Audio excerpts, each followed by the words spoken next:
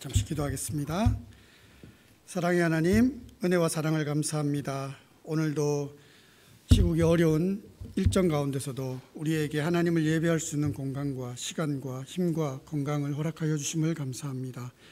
말씀 전한 자에게도 은혜를 더해 주시고 듣는 자의 귀 또한 열어주셔서 하나님의 분명한 비전과 사명을 알 수 있도록 은혜를 내려 주옵소서.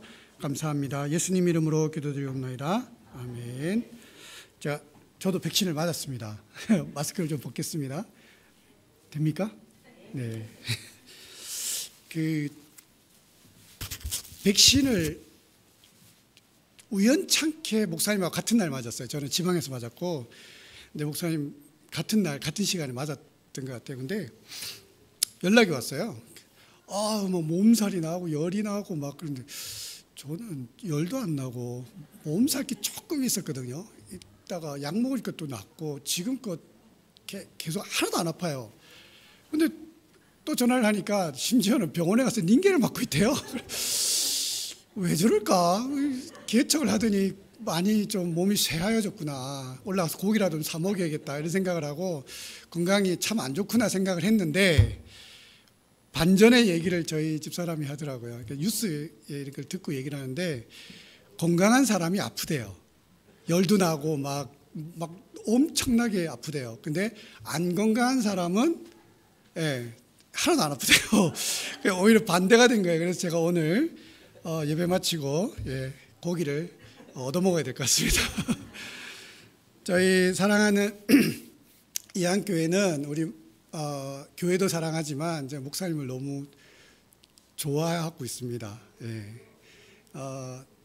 그런 거 있습니다. 남자들이나 아니면 또 이렇게 그 목회자들에게도 의리라는 게 있는데 참 그런 사람을 만나기 힘든데 만약에 내가 선교지에서 어떤 무슨 일이 생긴다면 내 가족을 맡길 수 있는 사람 큰 거거든요. 예를 들어서 뭐 우리가 삶을 살다가 갑자기 아빠나 엄마가 먼저 이렇게 돌아가시면 내 가족을 부탁할 수 있는 친구, 그런 친구 구하기 참 힘들어요. 또 만나기도 힘들고. 근데 저는 몇 안 되는 친구들도 있지만 그래도 우리 목사님은 늘 그런 마음이 들어요.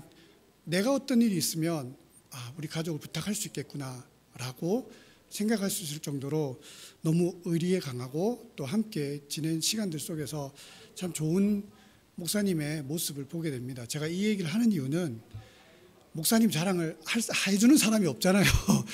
다들 잘 하시겠지만 그래서 제가 알고 있는 김영석 담임 목사님의 모습이에요. 그래서 한 명의 영혼을 위해서 눈물을 흘릴 줄 알고 그리고 안타까워하는 것이 진심이 느껴지고 그거 아십니까? 많은 교회들에서 이제 후원을 해주는데 예한교회가 가장 후원의 금액이 커요. 처음에는 제가 말렸어요.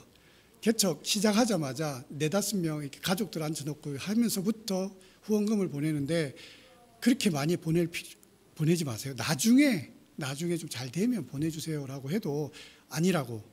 나보다 당신이 더 힘들지 않냐. 그래서 지금 이걸 정하지 않으면 나중에 못할 것 같다. 그래서 그 어려운 가운데서도 계속 보내주시는데 마음에 참 부담이 많이 되는 만큼 생각이 많이 되고 생각이 많이 되니까 기도가 많이 되더라고요. 그러면서 우리 예한교회가 아름답게 성장하는 모습을 보면서 너무 하나님 앞에 감사했습니다. 올 때마다 뭐 설교를 안 해도 올 때마다 이렇게 보면 너무너무 교회의 따뜻한 온기가 느껴지고 목사님의 그 기도에 그 열정이 묻어 있는 것을 늘 발견하게 됩니다. 오늘 이렇게 성도님들을 보니까 더 그런 것 같아요. 우리 예한교회가 더 힘을 다해서 목사님과 함께 성장할 수 있고 또 하나님의 영혼들을 구원해낼 수 있는 그런 교회가 될 수 있기를 축복합니다. 다른 거 없어요. 전도는 가가지고 우리 교회 좋다, 우리 목사님 좋다. 왜 좋냐? 의리가 있는 남자다. 뭐 배고플 때 밥 잘 사준다. 이런 목사님의 좋은 것, 교회의 좋은 모습만 잘 얘기해도 부흥이 되더라고요. 어떤 교회에서는 그렇게 얘기하라 하더라고요. 우리 목사님 되게 용하다라고 그렇게 얘기하래요. 기도하면 신의 은사도 나오고 뭐 이렇게 기도하면 다 이루어지고. 여러분 그 정도 아니어도 돼요. 그냥 목사님이 인격적으로 참 존경할 만하고 너무 우리를 많이 사랑한다라는 그것만 표현해도 전도는 되더라고요. 여러분들이 더욱더 힘써 주님 안에서 믿음의 신앙을 잘 감당할 수 있기를 바랍니다. 제가 몇 분까지 하면 되죠? 그냥 하시라고요. 1시까지 해도 됩니까? 네. 네, 저를 끊어주셔야 돼요. 저는 끊어주셔야 되니까 좀 얘기해 주시면 감사하겠습니다. 오늘 본문의 말씀은 바울의 두 번째 전도 여행에 나갔던 스토리가 나와 있어요. 바울은 계속적으로 도전했던 전도 지역이 있었습니다. 거기 어디냐면 무시아를 거쳐 아시아를 가고 싶었어요. 우리가 생각하는 아시아가 중국이나 대한민국이나 대만 이런 데가 아니라 무시아 옆에 아시아라는 지역이 있었습니다. 지금의 터키 북부 쪽이에요. 아주 그 지역에 가고 싶어 했어요. 우리가 이렇게 성경을 보면서 그가 거기 가기를 원했다고 하지만 어떤 성경학자들은 바울이 그 예수님을 믿고 그리고 그분에게 은혜를 받고 믿고 난 다음부터 계획했던 모든 계획이 아시아로 맞춰져 있을 만큼 아시아에 대한 열정이 강했습니다. 그러니까 왜 그랬을까라는 이유를 이렇게 얘기를 하는데 들어보니까 거기가 이 중앙아시아를 넘어서 중국을까지 이룰 수 있는 실크로드 길이 있는 곳이었어요. 그래서 아마도 그가 그곳을 타겟으로 해서 그 지역을 복음화를 시켜야 되지 않겠냐는 아주 큰 그림을 그렸던 것 같아요. 그런데 오늘 본문에 보니까 2차 전도 여행 때 발걸음을 그 아시아 쪽으로 이제 움직이려고 했던 거예요. 가자, 그쪽이다. 나의 모든 계획과 기도의 포커스는 그쪽이야. 그래서 100% 아니 500% 1000% 확신을 가지고 아시아 쪽으로 방향을 돌려서 가려고 하는 순간에 그날 밤에 이뤄진 사건이 오늘 본문의 내용이에요. 그가 그렇게 예수님 믿은 이후에 복음 전도를 위해서 아시아를 꿈꿨는데 밤에 예수의 영이 허락한 환상을 보게 됩니다. 그리고 예수의 영이 아시아를 가기를 허락하지 않아요. 너무 이 본인 입장을 한번 지금 여러분들이 바울이라고 한번 생각해 보십시오. 대기업에서 당신 삼성이나 대기업에서 시험을 봤는데 합격을 했어요. 오세요라고 해서 이제 가야지라고 하고 있는데 하나님의 영이 나타나서 환상을 보여주면 아니야, 가지 마. 너 사업해. 라고 했을 때에 밀려드는 그 갈등과 고민과 그 생각들, 자기의 모든 계획을 무너뜨려야 될 그 순간들을 한번 여러분들이 바울의 입장에서 상상을 해보십시오. 얼마나 힘들었을까요? 그 환상에 이런 얘기 있죠. 건너와서 우리를 도와달라. 그런 말이 있습니다. 참 바울이 저 같으면 엄청난 고민을 했을 것 같습니다. 아니야. 가야 돼. 아시아 가야 돼. 언어도 준비를 했고 다 준비를 했어. 선교사 입장에서는 그래요. 영어를 다 준비를 했는데 갑자기 프랑스로 가라는 거예요. 그럴 때 오는 그 황당함, 그런 상황 속에서 이 바울은 영어 성경에는 어떤 단어를 쓰고 있냐면 immediately라는 단어를 쓰고 있어요. 즉시 떠났다는 거예요. 뒤도 안 돌아보고 떠났대요. 이 정도면 그가 가진 그 하나님을 향한 그 비전과 순종의 마음이 어느 정도인 줄 아시겠죠? 미국으로 와서 선교해. 나는 미국을 와서 선교를 해야겠습니다. 하나님 허락하시죠? 아멘 하고 비행기를 타려고 하는데 아니야, 프랑스행을 타야 될 것 같아. 그거였어요. 여러분, 이러한 상황 속에 그는 즉시로 다 내려놓고 무시아를 건너 이제 드로아와 빌립보 지역으로 향하게 되는 장면이 오늘 본문의 말씀이에요. 제가 이제 영어를 잘 못하는데 이 현장에 있으면서 영어 성경과 이렇게 비교를 하면서 보는데, 제가 한국에서 선교사로 부름을 받은 나이가 18살이었습니다. 18살이었는데 그때 당시만 해도 선교라는 단어가 너무 어색하고 또 선교는 뭐지? 라고 얘기하던 때였어요. 근데 지금은 선교하면 다들 큰 그림을 알고 얘기도 많이 하니까 아는데, 그래서 나는 선교를 해야겠다라는 꿈을 가지고 40이 될 때까지 나는 선교를 해야겠다라는 말만 하고 떠나지는 않았어요. 계속 그 자리에 머물러 있었습니다. 훈련도 받지 않았어요. 그리고 어떤 분들이 아유, 황 목사님은 비전이 뭐세요? 전 선교하는 거예요. 그러면서 단기 선교나 다니지 정말로 하나님의 꿈을 주셨던 그 비전을 이루기 위해서 선교를 나가려고 준비 자체를 하지 않았습니다. 영어도 준비하지 않았어요. 그런데 그런 때에 하나님께서 저를 불러주셨고, 그리고 사명 가운데 네가 가야 된다는 것을 분명하게 알게 하셨어요. 그러니까 이 40이 딱 되는 그 해에 모든 상황과 환경이 다 끊어지기 시작하고 너는 이제 가야 된다라는 확신을 주시기 시작하셨습니다. 그리고 두렵고 떨리는 마음이었지만 해보자 라고 해서 훈련을 받게 되었고, 그리고 선교지로 나가게 됐어요. 선교지에 가면서 오늘 이 본문의 말씀을 봤었어요. 야, 나는 바울이 안 되겠구나. 나는 바울이 아니니까 그렇게 하지 않아도 되겠다라는 생각도 있었어요. 그런데 그 성경에 있는, 그 영어 성경에 있는 그 단어를 보니까 환상이라는 단어를 다른 단어로 표현해도 되는데 어떤 단어로 표현하고 있냐면 비전이라는 단어를 표현하고 있어요. 비전. 여러분들이 알고 있는 비전이에요. 여러분, 그 비전이라는 단어가 의미상으로는 환상이라는 의미가 있어요. 환상, 보여지는 것, 뭐 이런 뜻이 있지만 이 비전이라는 단어에 고정되어 있는 우리의 관념은 하나님께서 내게 비전을 주신다, 뭐 이런 단어를 쓰고 있기 때문에 하나님이 주시는 뭔가 특별한 사명이구나 라고 생각을 했던 거예요. 그런데 영어 성경을 보다가 이게 이 두 가지 버전을 봤어요. 킴 제임스 버전과 이 또 NIV 버전을 봤는데, NIV 버전에서는 비전이라는 단어만 썼는데 킹 제임스 버전에는 뭐라고 쓰냐면 비전 appeared라는 단어를 쓰고 있어요. 그게 뭐냐면 비전이, 환상이 나타났다, 보여졌다, 나타나 보이다라는 뜻으로 사용한 거예요. 그러니까 바울에게 있어서 비전은 그냥 열린 이런 텔레비전처럼 이렇게 꿈을 꾸듯이 환상을 봤는데, 여러분 정확하게 본다면 그가 그 모든 환상을 봤지만 그에게 주어진 보고 난 다음에 주어진 그 마음이 하나님이 보여준 우리의 비전이라는 거예요.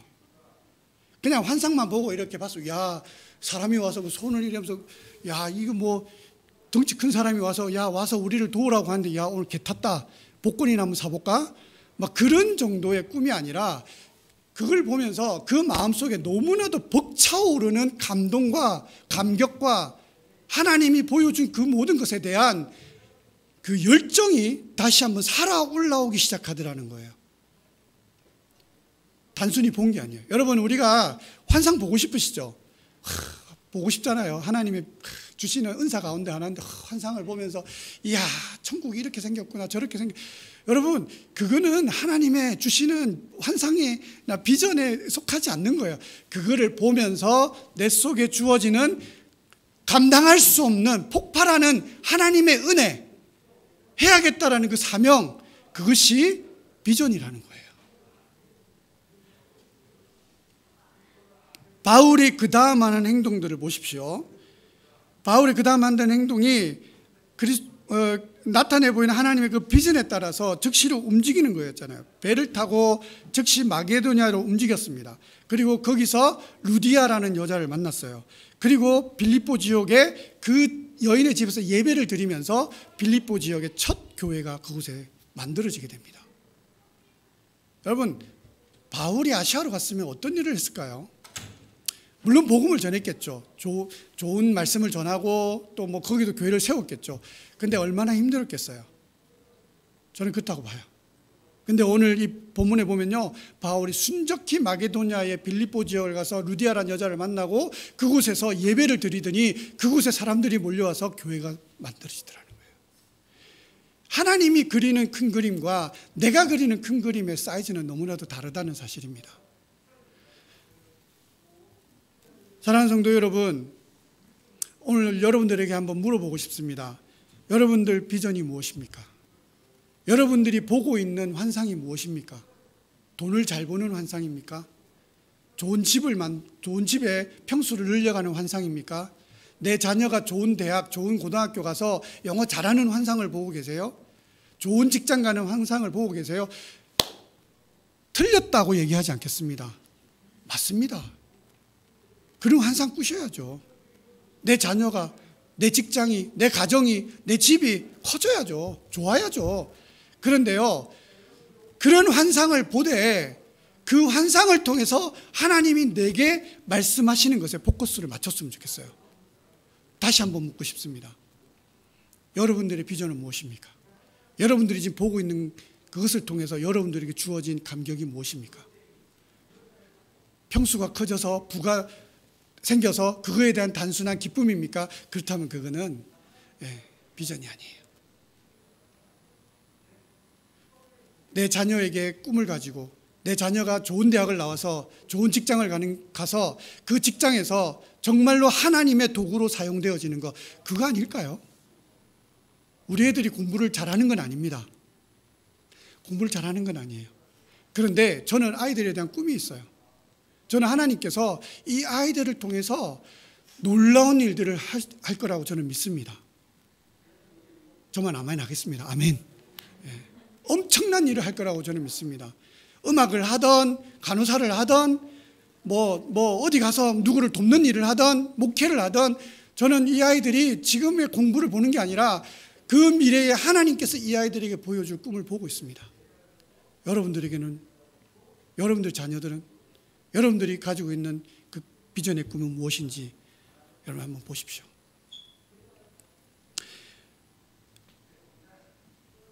팬데믹이 시작되고요, 4개월, 거의 4개월을 넘게 현장을 가지 못했습니다. 너무 힘들었어요. 4개월 동안을 그저 그냥 이 집에서 생활을 했었어요. 집사람이 그 가정에 이 어머니가 좀 편찮으셔가지고 팬데믹 직전에 한국을 나와가지고요, 그래서 계속 어머니를 돌보고 계셨어요. 그리고 그 저희 아이들을 제가 이제 케어를 하고 있었어요. 그러니까 집에서 계속 아이들하고 그냥 공부하고 애들 막, 그러니까 주부가 된 거죠. 밥 해주고. 4개월 동안 너무너무 힘들었어요. 이게 해야 될 일을 못하니까. 그래서 쌀을 싣고 저기 마을을 갔어요. 이 팬데믹 초창기 때 모든 마을이 다 봉쇄가 됐어요. 못 들어가게 막은 거예요. 그래서 지금 쌀만 겨우 이렇게 조금씩 이 정부에서 주는 쌀을 이렇게 받아서 먹고, 아예 안에 있는 사람도 나오지도 못하는 그런 마을도 있었어요. 그만큼 너무 힘들어요. 그래서 한 번은 마음 먹고 쌀을 그냥 한 25kg짜리를 100포대를 사가지고 마을에 갔어요. 갔는데 그 마을 들어가는 이전부터 있는 그 길이 외길이거든요. 바리케이트를 쳐놓고 이렇게 검사를 하는 거예요. 하는데 그 필리핀 정부나 필리핀에 있는 단체에서 쌀을 싣고 가면 오케이 들어가 이러는데, 나도 쌀을 싣고 갔으니까 당연히 문을 열어줄 줄 알았어요. 제가 거기서 사역을 몇 년을 했는데, 그런데 갑자기 지금으로 여기로 얘기하면 동사무소 동장 정도 되는 사람이 직접 나와서 이렇게 지키고 있어요. 근데 이렇게 보더니 통과하라고 가라더라고. 근데 갑자기 앞에 있는 사람이 코리안이야 이렇게 하니까요, 갑자기 바리케이트를 탁 치면서 못 들어간다는 거예요. 가라고. 너 바이러스 옮긴다고. 가라고. 어이도 없고 참, 이 자기 그 본인들은 저기 방역이 엉망이거든요. 그런데 걸리지도 않은 나에게 차이니즈라면서 가라고 하고 손가락질하는데 도저히 못 들어가겠더라고요. 아무리 얘기를 해도 듣지를 않는 거예요. 그래서 차를 뺐어요. 빼고 이제 우리 파스토 보고 내려오라 그랬어요. 내려와서 그 파스토가 그 차를 옆에 앉아가지고 올라갔어요. 그렇게라도 전달을 해야죠. 먹고 사니까요. 여러분, 그런 시간들을 보냈어요. 그러면서 저는 이유를 만들었습니다. 팬데믹이니까 그냥 락다운 기간이니까 안 갈 수도 있지 그냥 좀 집에서 쉬지 그래서 우리 아이들하고 그냥 집에서 있고요. 좀 이렇게 근처라도 가보면 좋은데 자꾸 이유를 드는 거예요. 그냥 있지 팬데믹인데 어때? 이해할 거야. 한국 교회도 이해를 할 거고, 우리 교회 교인들도 이해를 할 거고, 교인들이 오지 말라 그랬어요. 파스토 오지 마셔요. 당신 감염된다고. 그래서 그래 이유가 있으니까 안 가야지. 거의 4, 5개월을 그런 식으로 시간을 보낸 거예요. 제가 왜 제 부끄러운 얘기를 하냐면 오늘 본문의 말씀 때문에 그래요. 그러던 중에 하나님께서 마음을 두드리기 시작하는데 감당할 수 없겠더라고요. 가야겠다. 한번 가봐야겠다. 라고 하고 갔는데 이제 좀 느슨해진 거예요. 그래서 마스크 쓰고 페이스 쉴드 쓰고 모자 쓰고 그리고 옷 이렇게 올려 세우고 뭐 시커먼 거 좀 칠하고 갈까 생각도 하다가 그냥 한번 통과해보자 하면서 쓱 그냥 모르는 척하고 이렇게 지나갔는데 지나갔어요. 그러니까 마을에 갔더니 이제 아이따 마을이 있습니다. 아이따 마을의 아이들이 걔네들은 원래 못 먹고 사는 애들이지만 이제 더 어려운 거예요. 가끔 이렇게 정부에서 쌀 갖다 주고 했지만 그게 한시적이잖아요. 너무 힘들고 아이들이 여전히 가난한 사람들 더 가난해가지고 힘들어하고 있고 심지어는 그곳에서 죽어나간 아이들도 있다 그러고 그 말을 듣고 가슴이 너무 무거운 거예요. 그리고 이제 저희 아이따 마을 옆에 저희 본 교회 사역하는 곳이 있어요. 거기 갔더니 저희 파스토 그 부인이 있어요. 그 목회자 부인이 저한테 그런 얘기를 하는 거예요. 성사님, 잘 먹고 사냐? 잘 먹고 사냐? 이랬더니 뭐 세 끼는 못 먹어도 두 끼는 먹고 두 끼 안 되면 한 끼라도 먹고 산다. 뭐 지원도 조금 나오고 그 얘기를 들으니까 제 자신이 너무 부끄러워지는 거예요. 나는 계속 이유를 들어서 안 왔는데 이유를 뛰어넘고 왔어야 되는구나라는 그 생각이 드는 거예요. 그때 제가 초창기 때 선교를 파송을 받을 때 나올 때에 주셨던 하나님의 그 비전을 다시 한번 보게 된 거예요. 야, 이유를 계속 들면 비전을 넘을 수가 없는 거예요. 그래서 하나님 해보겠습니다. 한번 해볼게요. 뭐 걸리면 거기서 이 코로나에 걸리면 치료비가 1,000만 원에서 한 1,800만 원 정도 듭니다. 다 본인 부담이에요. 그러니까 필리핀 사람들이 걸려도 병원을 안 가요. 그러니까 집에서 죽든지 아니면 그냥 버티는 거예요. 그리고 무증상 감염자들이 많기 때문에 그러니까 외국인도 없어요. 그냥 다 그 돈 내야 돼요. 내야지 치료를 받을 수가 있어요. 걸리면 뭐예요? 그 해열제 막 틀어놓고 한국행 비행기를 타지 뭐 이 생각을 하고 각오를 한 거예요. 그러고 난 다음부터 하나님 앞에 기도하는데 하나님께서 마음을 주시는 거예요. 저는 그게 비전이라고 봅니다. 주시는데 교회에 대한 마음을 주시는 거예요. 교회를 건축하다가 두 번째 개척하던 교회에 재건을 하던 교회에 건축을 하다가 팬데믹 때문에 스탑이 됐어요. 그래가지고 이제 골격하고 다 놔두고 그냥 그대로 멈추고 있는 상황이었는데 거의 6개월을 방치해둔 상황이었어요.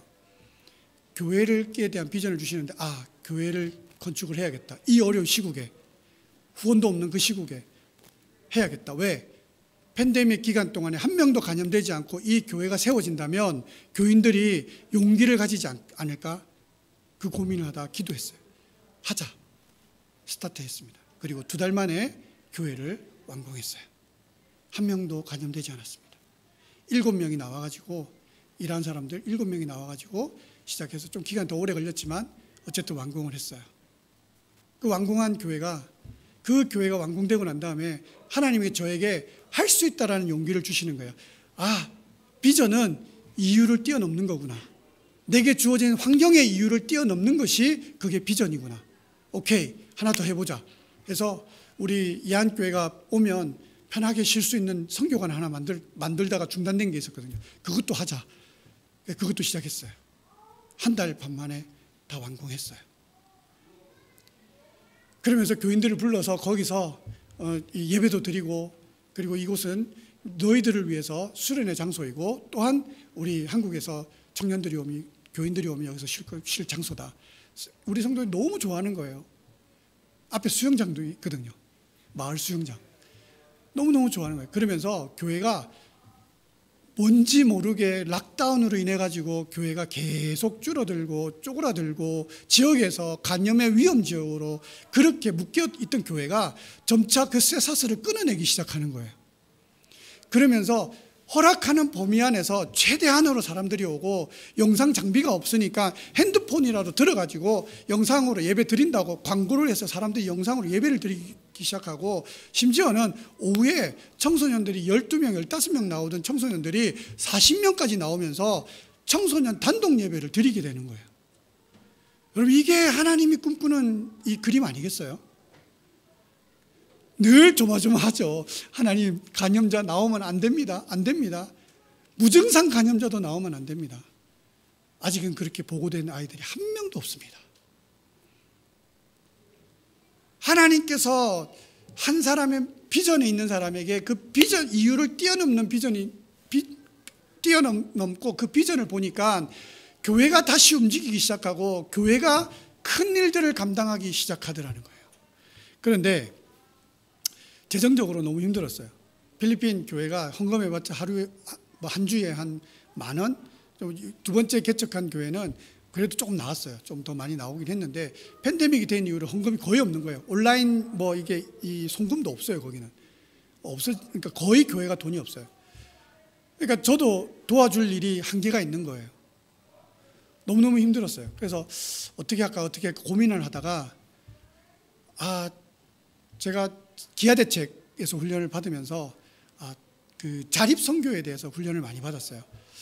처음에 가가지고 토스트 장사해볼까? 커피 장사해볼까? 많은 꿈을 꿨다가 다 깨졌어요. 하나도 못하겠더라고요. 저는 목회만 하다 들어간 사람이라 사업을 할 수가 없겠더라고요. 무섭고 재정도 힘들고 그래서 다 포기했었는데 하나님께서 그에 대한 마인드를 주시는데 한번 해보자. 그래서 제가 계란 장사를 했습니다. 가가지고 계란 싣고 저기 스타렉스 뒤에 실어가지고 저희들 한인들 카톡방이 있어요. 단체 카톡방인데 거기다 광고를 올려요. 계란이 왔어요. 계란을 사세요. 그래서 광고 올렸어요. 올리니까 막 그 신선한 계란이니까 그리고 지역 교회를 돕기 위해서 현지 어려운 교회들을 돕기 위해서 계란을 판매합니다라고 올렸더니 주문이 막 너무너무 많이 들어오는 거예요. 우리 아들이 옆에서 보면서 아빠 계란 장사해? 계란 장사야? 할 정도로 계란 막 이렇게 다 했는데 한 판을 팔면 한 1,000원 정도 남아요. 50페소 정도 남아요. 얼마나 좋아요. 그게 50페소가 어디예요. 그래서 그걸 해서 모아가지고 다 교회에다가 헌금을 해요. 계란 장사를 했어요. 근데 그러다가 또 보니까 그 사람들이 저희 교회 청년들이나 그 학교를 다니는 학생들은 학교를 거의 다 포기를 했어요. 온라인이 안 되니까 인터넷이 거의 안 돼요. 마을에 그 인터넷비가 비싸고 그리고 뭐 그런 도구가 없어요. 그러니까 이제 포기하는 애들도 많고 하는 애들은 그래도 온라인으로 뭐라도 좀 있는 애들은 하는데 포기한 많고 직장을 다 잃었고 막 그런 상황에 가정이 힘들어지기 시작하는 거예요. 그러면서 하나님 기도하면서 하나님 어떻게 할까요? 생각을 하다가 그 사람들이 길거리 음식 중에 제일 좋아하는 게 뭘까 생각하니까 치킨을 그렇게 많이 먹어요. 그래서 한국 그 치킨집을 하시는 분한테 부탁을 했어요. 소스를 조금 가르쳐 달라고. 제가 다른 데 업체를 열지 않겠다. 마을에 가서 하겠습니다 해서 소스를 좀 가르쳐 주셨어요.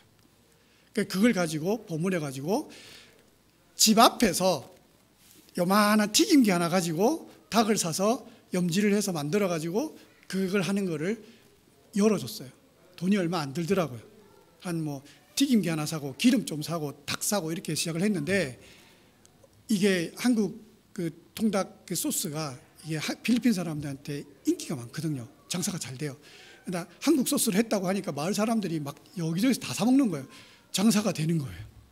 오케이, 2호점 열자 이래가지고 2호점을 또 열었어요. 제가 오기 전까지 2호점을 열었는데 2호점 다른 마을에 사는 성도집인데 그 집 앞에 요만한 튀김기 만들어 놓고 했어요. 그 집에서도 수입이 생겨요. 쌀을 파는 저희 성도가 있습니다. 쌀을 파는 성도가 있는데 그 성도한테 쌀이 잘 안 나가니까 한국 사람들이 좋은 쌀 먹고 싶어 한다. 내가 소개해 줄게. 레스토랑도 소개해 줄 테니까 팔자. 대신에 판 금액의 50페소, 우리나라 돈 한 1,000원 정도 됩니다. 50페소를 매주마다 정리해서 헌금해라 라고 했는데 한 달에 30포에서 40포 정도를 팔아요. 그럼 한 달에 한 500페소에서 700페소 한 10,000원 정도 헌금이 돼요. 별로 뭐 이렇죠? 근데요, 저희들은 엄청 큰 거예요. 제가 오기 전에 교회를 갔는데 회계를 담당하는 그 집사님이 저한테 그런 거예요. 파스터, 팬데믹 이전보다 헌금이 더 많이 생겼다는 거예요. 왜냐하면 나가는 돈이 없고 전기세만 나가니까 나가는 돈이 없고 그리고 이제 뭐 이게 행사가 없으니까 팬데믹보다 돈이 더 많이 생겼다는 거예요. 그래? 잘 모아두자. 모아뒀다가 이제 팬데믹 끝나면 복음을 위해서 쓰자고 이제 제가 얘기를 해놓고 왔어요. 제가 그렇게 해가면서요, 뭐 커피도 제가 로스팅을 해가지고 청년들을 가르쳤어요. 청년들 지금 커피 로스팅 해가지고 또 판매도 해요. 거기도 수입이 생겨요. 모든 원칙은 돈이 나에게 들어오는 게 아니라 50%는 너가 너의 가정을 위해서 쓰고 수입에 50%는 무조건 헌금이다. 헌금해라. 그래가지고 그 규칙을 깨면 점포를 다 거두어들이는 약속으로 계약서를 다 썼어요. 50% 헌금을 하니까 교회가 부흥을 하고 교회에 재정적인 어려움이 없고 그 가정에 그래도 먹고 살 만한 어떤 발판이 생기니까 이게 운영이 되는 거예요. 어느 날 제가 그런 장사를 하고 이렇게 막 광고를 이렇게 올리니까 사람들이 저에게 부르는 호칭이 생겼습니다. 제가 선교사라는 얘기를 잘 안 하니까 사장님이라는 단어가 생겼어요. 쌀을 제가 직접 배달해 줄 때도 있습니다. 계란을 내가 직접 배달해 줍니다. 그럼 저를 모르는 사람들 사장님, 아이고 사장님 이게 뭐 계란이 깨졌니 어쩌니 뭐 이게 쌀에 뭐 곰팡이가 쓰니 많이 뭐 이런 얘기를 해요. 그러면 제 마음에 그런 마음이 들더라고요. 어떤 마음이 드냐면 나는 목사인데 내가 복음을 전하러 왔는데 내가 이런 장사를 하면서 사장이라는 말을 듣는 게 이게 옳은가? 그리고 어떤 사람은 그런 거 있지 않습니까? 소비자들 입장에서는 그럴 수 있는데 별거 아닌 거 가지고 시비를 거는 분들도 계세요. 내가 지금 복음과 위해서 이 현장에서 이 마귀와 싸우면서 복음을 전해야 되는 입장인데 이 쌀이 곰팡이 났니 어쩌니 하면서 이것과 사람과 싸워야 되는 이런 제 자신이 너무 부끄럽더라고요. 내가 이걸 계속 해야 되나? 계란 장사 접었어요 제가. 고민하다가 접고 쌀 장사는 뭐 교인이 하는 거니까 고민하는데 어느 날 아이따 마을에 빵을 싣고 갔어요.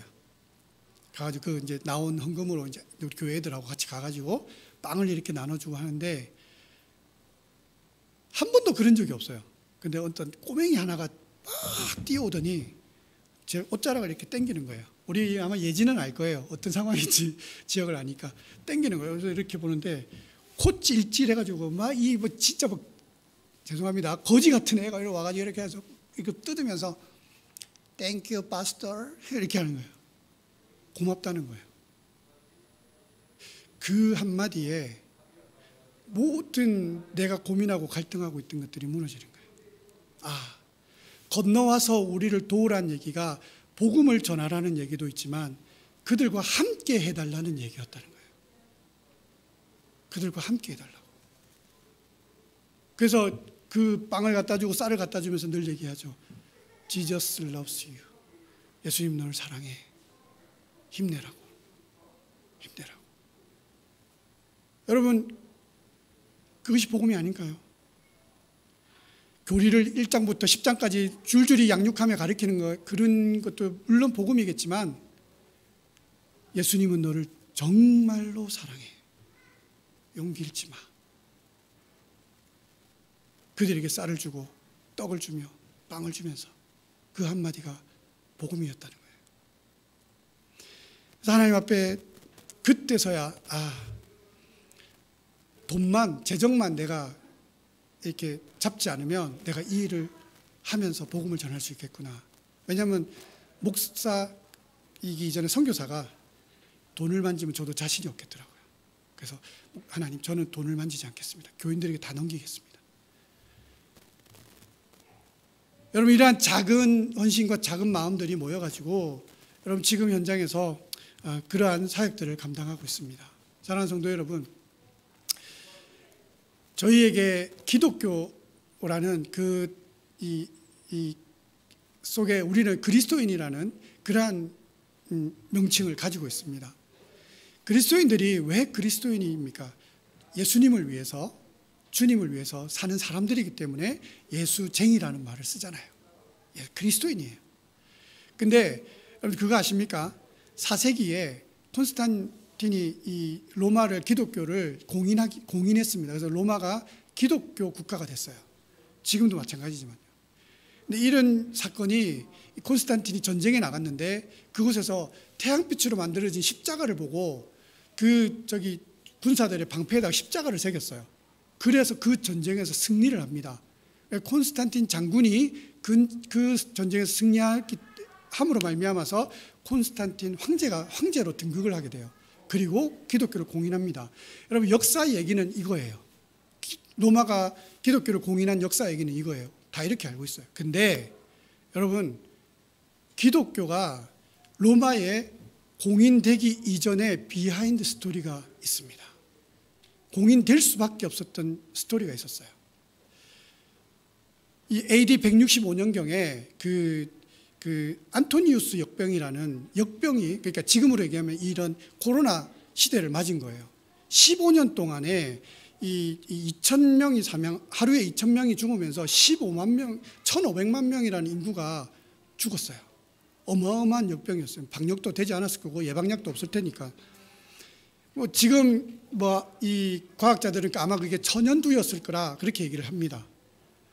그리고 그 다음에 AD 251년경에 그 또한 15년 동안 키프루스라는 역병이 발생했어요. 로마에.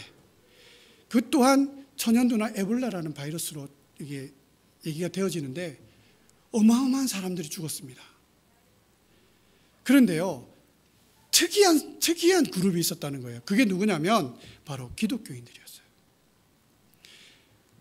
전염이 되는 그 험한 지역에 기독교인들이 들어가서 물과 음식을 꾸준하게 공급을 해주고, 기독교인들이 있는 지역에는요 사망자가 3분의 2로 줄었다는 거예요. 그게 로마의 공식 기록에 있어요.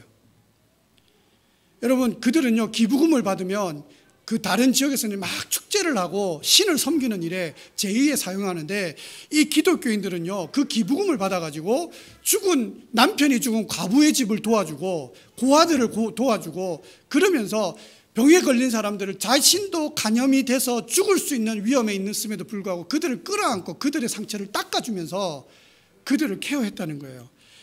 고넬리오 교황이 쓴 기록에 이런 얘기가 있어요. 기독교인들은 기부금을 받으면 모두 모아두었다가 고아나 과부, 어려운 가정들을 도움으로 1,500에서 2,000명가량의 과부와 과부에게 도움을 주었고 이들을 섬겼다라고 그렇게 기록하고 있어요.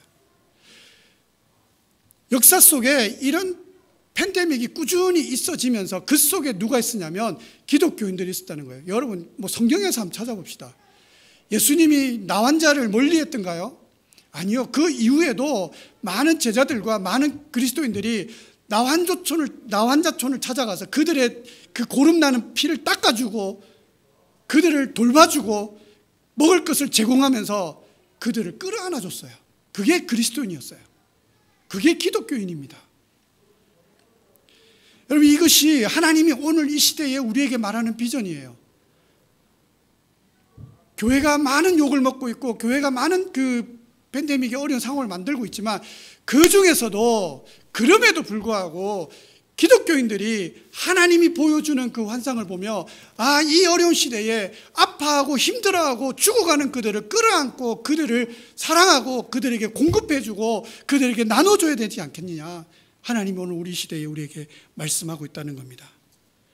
여러분, 뉴스룸이라는 영화에 보면 명대사가 있어요.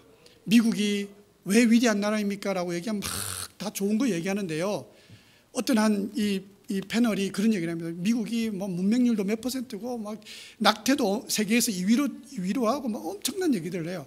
그러니까 사람들이 다 놀라는 거, 아니 우리 위대한 이 미국이 어떻게 그런 나라라고 얘기할 수 있냐고 할 때 그 사람이 명대사를 하나 남깁니다. 뭐냐면요, 문제를 알아야 문제를 해결할 수 있습니다. 여러분, 우리의 교회들의 문제가 뭘까요? 이유로 인정하는 거예요. 이유로 인정하니까 복음을 전하지 않습니다. 팬데믹인데 무슨 전도 집회야? 팬데믹인데 누구를 만나서 전도를 해?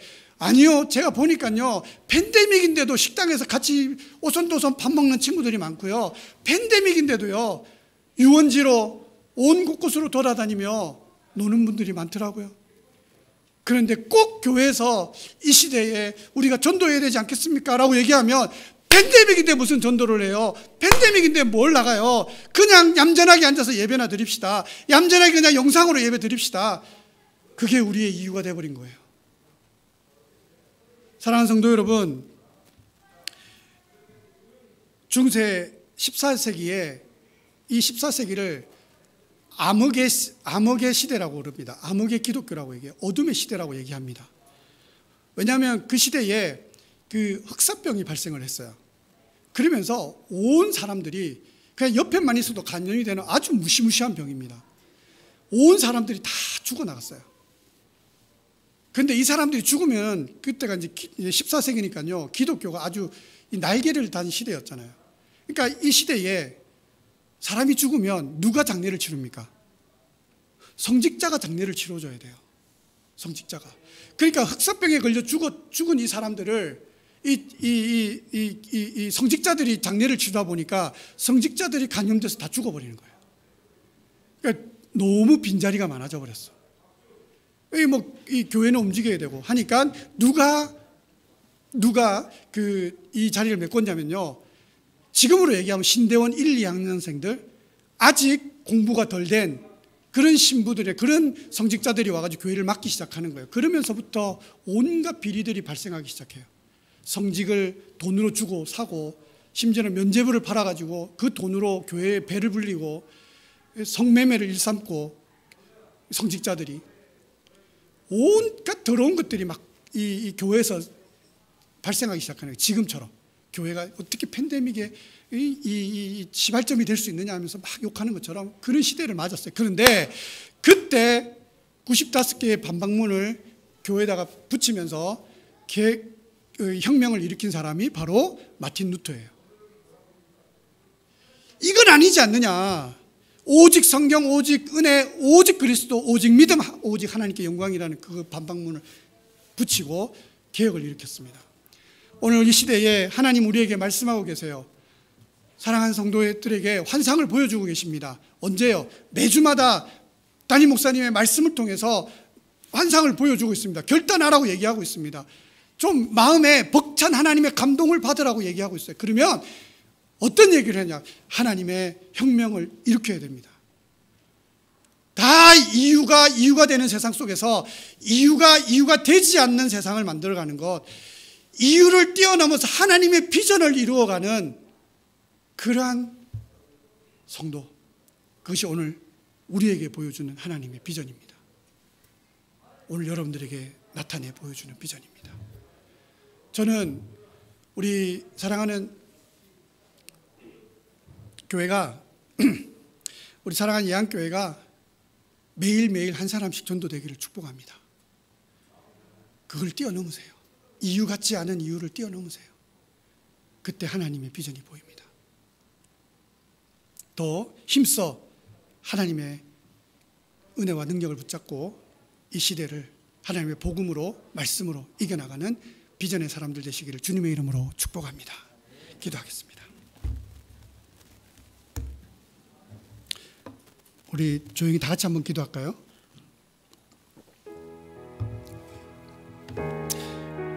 저는 질문만 하겠습니다. 여러분 스스로에게 말해보세요. 팬데믹이기 때문에 믿음을 깎아내렸던 나의 삶의 모습은 없는지, 팬데믹이기 때문에 멈춰있고, 팬데믹이기 때문에 믿음 생활 안 하고, 팬데믹이기 때문에 기도 안 하고 멈춰있는 내 모습을 한번 보세요. 혹시 그런 것들이 있다면, 팬데믹이기 때문에 내 이웃에게 예수님 믿으라고 전하지 않았다면 여러분들 마음을 돌아보십시오. 그리고 하나님, 내게도 그 비전을 보여주십시오. 하나님, 와서 도우라는 바울의 그 비전을 보여주십시오. 그래서 정말로 하나님의 그 비전, 그 복음을 위해서 그런 삶을 살기로 다시 한번 이유를 뛰어넘는 결단을 해보겠습니다. 도와주십시오. 시간 목사님 다 같이 한번 간절한 마음으로 하나님 앞에 기도하겠습니다. 사랑과 은혜가 풍성하신 아버지 하나님, 감사합니다. 하나님, 이 시대를 만나 너무너무 어렵다고만 얘기를 하지, 하나님께서 우리와 함께 한다는 것을 잊고 사는 우리의 모습을 용서하여 주옵소서. 하나님, 그 이유를 뛰어넘을 수 있는 비전을 허락하여 주시고, 하나님, 그저 그렇게 아버지 하나님 교회를 왔다 갔다 하는 습관 같은 성도가 아니라 매주 선포되어지는 말씀을 통하여 하나님의 꿈꾸는 그 비전을 우리가 보게 하여 주시고, 가슴마다 하나님의 그 은혜의 비전들이 넘쳐날 수 있는 은혜가 우리 가운데 있게 하여 주시기를 간절히 소망합니다. 아버지 하나님, 인도하여 주시고, 하나님, 우리를 이유를 들어서 우리는 할 수 없습니다 얘기하지 않게 해주시고, 하나님을 비전을 본 자라면 하나님의 비전을 향하여 할 수 있다라고 용기내어 말할 수 있는, 그래서 행동할 수 있는 그런 우리의 예안교회 모든 가정들 될 수 있도록 인도해 주옵소서. 너무나도 힘들기 때문에, 너무나도 어렵기 때문에 하나님 영혼들을 위하여 달려갈 수 있게 하여 주시고, 그들을 끌어안을 수 있는 믿음 있게 하여 주시고, 그들의 상처를 어루만져 줄 수 있는 그러한 그리스도인이 될 수 있도록 하나님 우리를 그렇게 사용하여 주시옵소서. 우리 예안교회를 사용하여 주시고, 아버지 이 지역에 아버지 그렇게 주님의 그 비전을 나타내 보이는 교회 되게 하여 주시고, 이곳에 들어오는 자들마다 인생의 꿈을 꾸게 하시고, 인생의 비전을 가지게 하시고, 인생의 모든 것들을 하나님 앞에 올려드리며 그렇게 용기 백배하여 나아가는 그러한 교회, 그러한 능력 있는 교회, 하나님의 비전 있는 교회 되도록 역사하여 주시옵소서. 하나님 감사합니다. 하나님 감사합니다. 하나님 그 비전을 보게 하여 주옵소서. 하나님 감사합니다. 이 모든 일들에 하나님 우리를 간섭하여 주셨습니다.